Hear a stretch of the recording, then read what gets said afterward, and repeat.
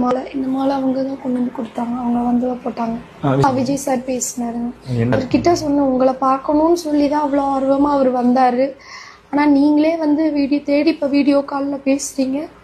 அவரை வந்து பார்க்க முடியல, அவர்னால அதை பார்க்க முடியல அப்படின்னு சொல்லும்போது அண்ணா அவர் அழுதுட்டார். அவர் ஆமாம் அப்படின்னு அழுதார். அதுக்கப்புறம் சொன்னோம், நீங்கள் எங்களுக்கு என்றைக்கும் நீங்கள் துணையாக இருக்கணும் அப்படின்னு சொல்லி கேட்டோம்.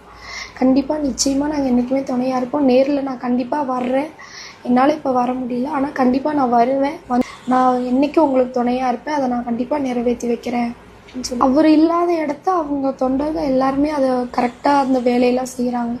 இன்னொன்று கேட்டால் அவர் மேலே நம்ம சொல்ல முடியாது இல்லைங்களா, அவருக்கான பர்மிஷன் கிடைக்கணும்.